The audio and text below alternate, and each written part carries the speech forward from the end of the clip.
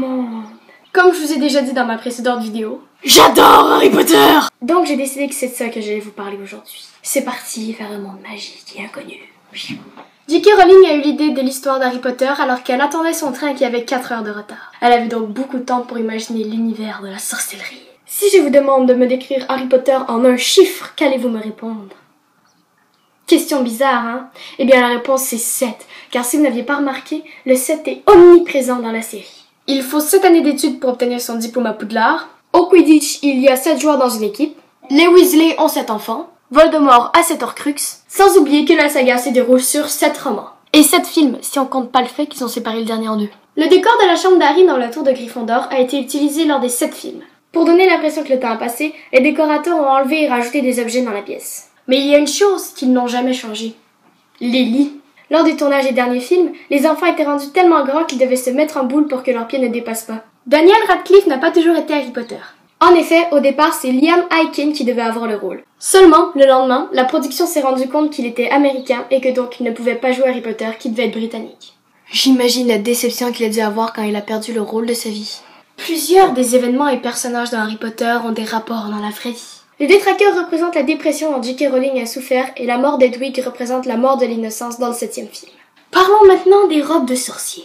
Les vrais costumes comportent de larges poches et le jeune acteur Tom Felton, celui qui joue Drago Malfoy, s'amusait à y cacher des bonbons. Tout ça à cause de sa gourmandise incontrôlable qui le poussait continuellement à voler de la nourriture du plateau. Le problème fait en partie réglé par les costumiers qui décidèrent de coudre les poches pour que les acteurs ne puissent plus rien mettre dedans. Les 2 frères qui jouent Fred et George Weasley sont nés un 1er avril. Et oui, ce n'est pas une blague. Les acteurs ont même déclaré que des fois pendant le tournage, ils s'amusaient à échanger leur rôle. Quelquefois, la blague durait jusqu'au moment du montage où les producteurs se rendaient enfin compte de la supercherie et ils devaient retourner les scènes. Emma Watson a failli lâcher son rôle après le 5e film. Après le tournage du 5e film, Emma Watson a sérieusement pensé à quitter la franchise car elle se sentait emprisonnée par le calendrier qui l'empêchait d'avoir des projets en parallèle. De plus, elle supportait de moins en moins le rythme effréné qu'on lui imposait. Elle dit que lorsqu'elle arrivait sur un plateau de tournage, toute sa journée était planifiée, même le moment où elle devait aller aux toilettes. Cependant, elle est revenue sur sa décision, car elle n'aurait pas supporté de voir quelqu'un d'autre jouer son rôle. Au tout début des tournages des films, J.K. Rowling a révélé à l'acteur qui joue Rogue ce que son personnage allait devenir pour qu'il le joue de façon plus logique. En gros, il a été spoilé. Ça a rendu le tournage un peu compliqué parce qu'il arrive que les producteurs demandent à Rickman de faire ceci ou cela et qu'il leur répondent « Je peux pas, je sais ce qui va arriver après et pas vous ».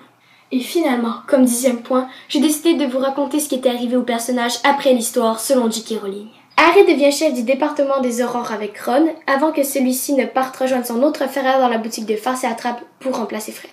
Après avoir défendu les droits des elfes au département du contrôle et de régulation des créatures magiques au ministère de la magie, Hermione attaque le département de la justice magique. Mais le plus important, Harry, Ron et Hermione ont maintenant leur propre carte choc au grenouille.